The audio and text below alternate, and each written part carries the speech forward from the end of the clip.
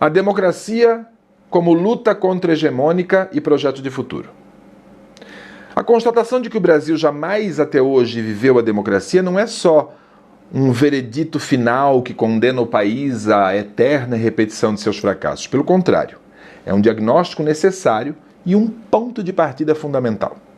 Reconhecer que nossa história é um longo e inacabado processo de modernização conservadora, onde avanços formais convivem com a perpetuação de estruturas arcaicas de poder, é condição sine qua non para qualquer projeto transformador.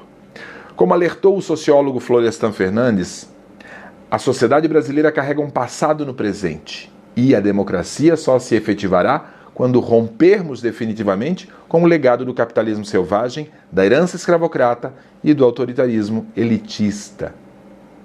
Esta não é, portanto, uma análise que prega o imobilismo ou a desesperança. É uma leitura que se filia à tradição crítica de pensadores como Paulo Freire e Darcy Ribeiro, para quem a tomada de consciência da realidade opressora é o primeiro ato de libertação.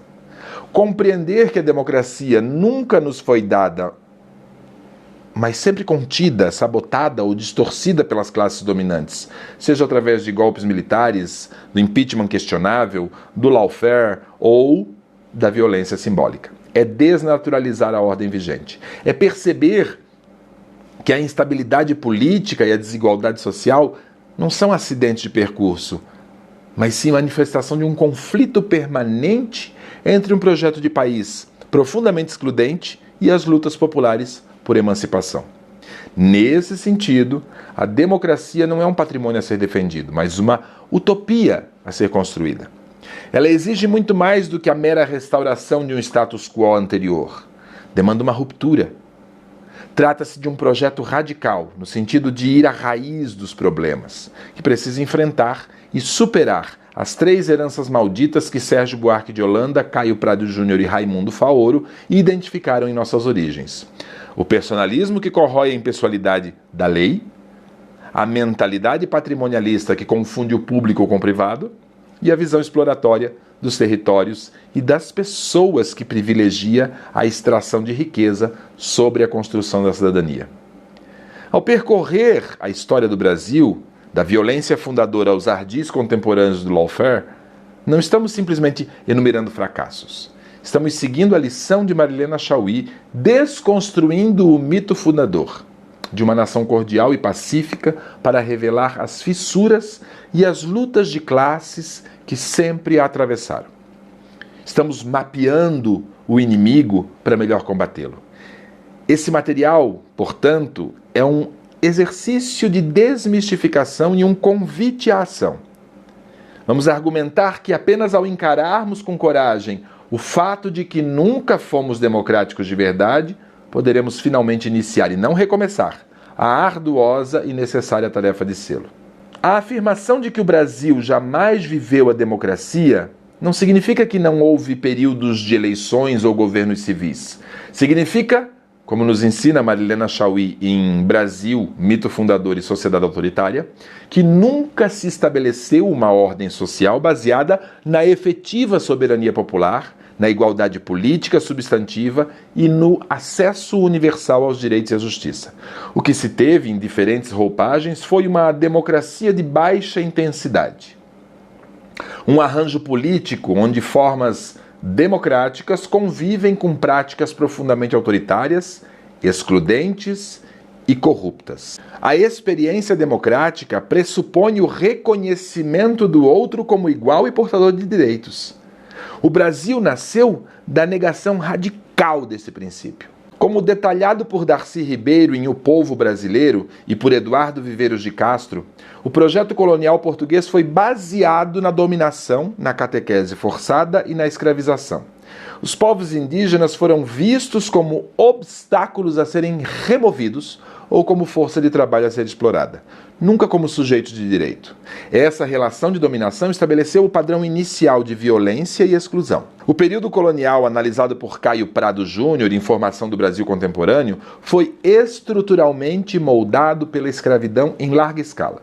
Como demonstram Lilia Schwartz e Laurentino Gomes, a sociedade escravocrata criou uma cultura de hierarquia, violência e privilégio, onde a maioria da população era legalmente considerada propriedade, não cidadã. A democracia é impossível em uma sociedade onde seres humanos são coisas. A independência do Brasil não foi uma ruptura revolucionária, mas uma transição conservadora, como aponta Emília Viotti da Costa.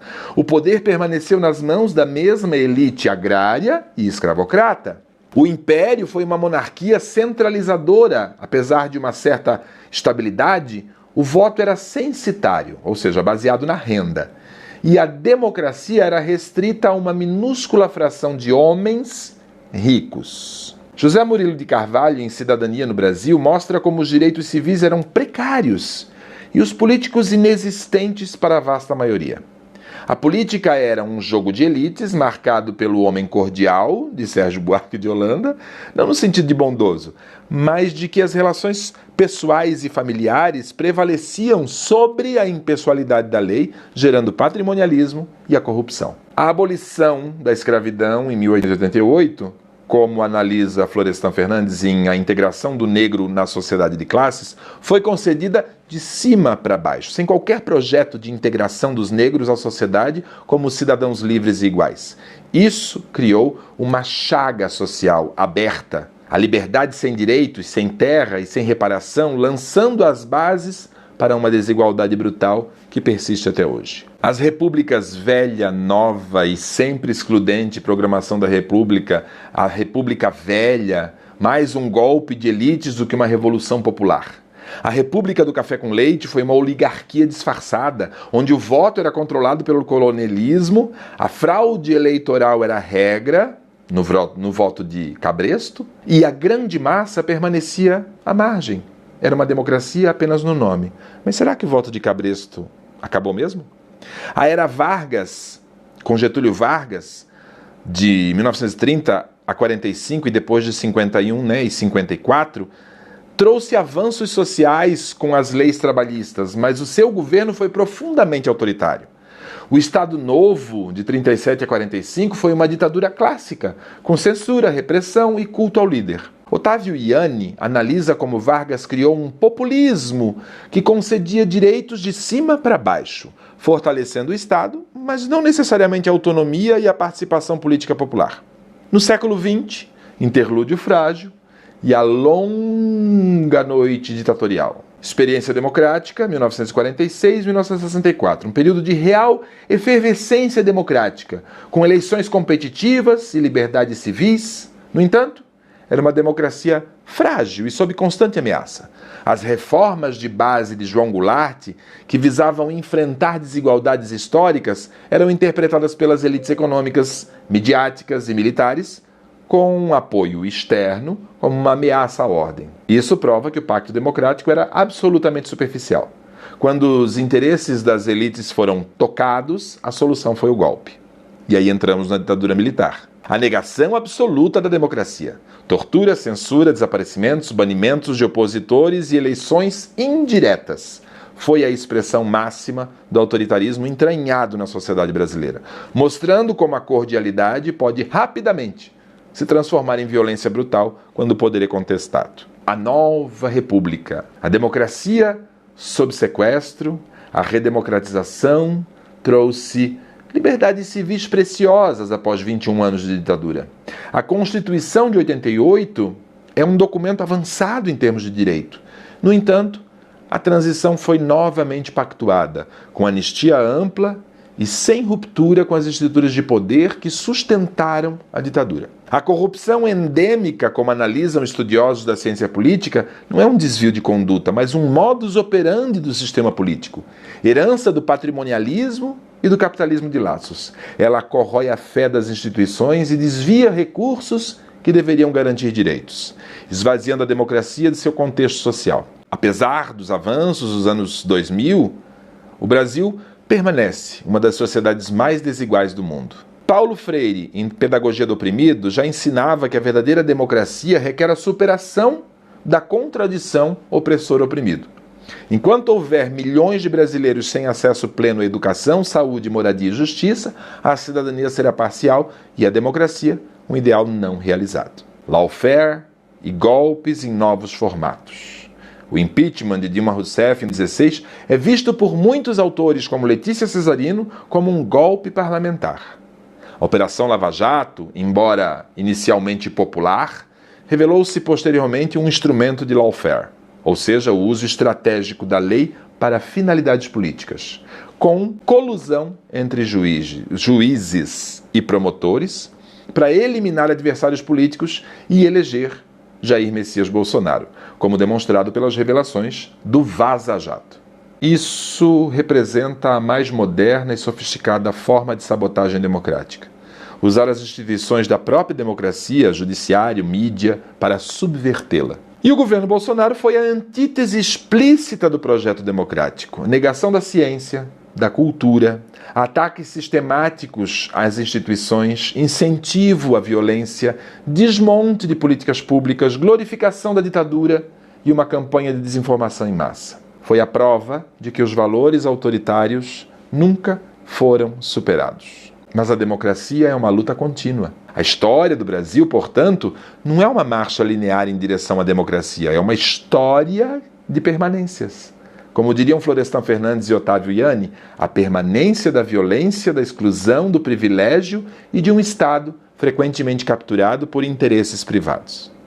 A tese de que o Brasil jamais viveu democracia sustenta-se no fato de que nunca houve um momento em que o povo, em sua totalidade e diversidade, tenha sido verdadeiramente soberano. O que se construiu foi uma fachada democrática que esconde uma estrutura social profundamente autoritária e injusta.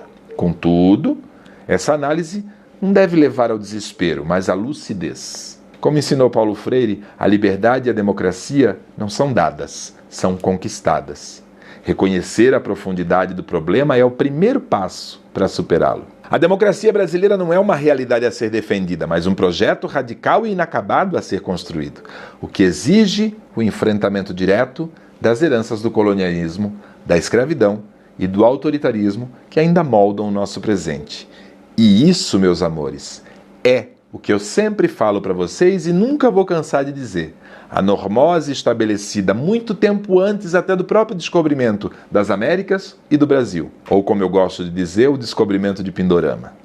O pseudo-descobrimento desta terra maravilhosa onde nós vivemos. Tudo isso é, sim, sintoma de normose. Esta mesma normose que ainda assola e isola seres humanos em ostracismo, segregação, preconceitos e conflitos de poder. Vamos pensar nisso. E eu quero lembrar você sempre que nesses momentos é que a gente deve dar as mãos e pensar, como na bioneuroterapia eu sempre explico, pensar em Ubuntu, onde eu só posso ser se nós pudermos ser em comunidade. Como isso aconteceu? Como nós nos perdemos? Como nós deixamos o poder construir esse autoritarismo que nos faz perder completamente a autoridade? Vamos pensar nisso.